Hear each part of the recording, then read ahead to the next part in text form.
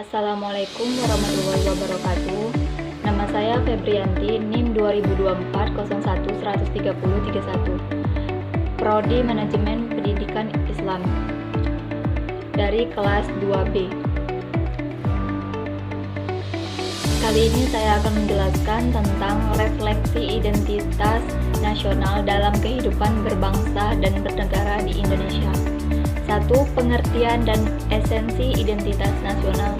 Identitas nasional adalah cerminan diri atau karakteristik suatu bangsa yang membedakan dengan bangsa lain. Identitas ini mencakup nilai-nilai budaya, kepribadian, dan keunikan yang menjadi ciri khas suatu bangsa. Esensi identitas nasional adalah untuk mempersatukan bangsa menjadi pembeda dengan bangsa lain dan menjadi landasan bagi suatu negara untuk berkembang. 2. Unsur-unsur identitas nasional. Pancasila sebagai dasar negara dan ideologi bangsa, Undang-Undang Dasar 1945 sebagai hukum dasar negara,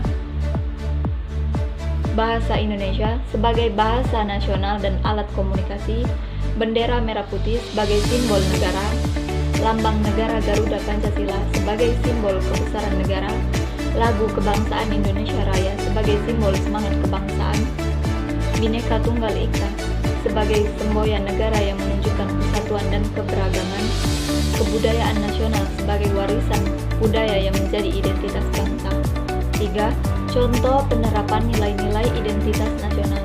Menghormati dan menghayati nilai-nilai Pancasila dalam kehidupan sehari-hari, menggunakan bahasa Indonesia yang baik dan benar dalam komunikasi, mengibarkan bendera merah putih pada hari-hari nasional, mengikuti upacara kenegaraan, dan mengikuti lagu kebangsaan Indonesia Raya,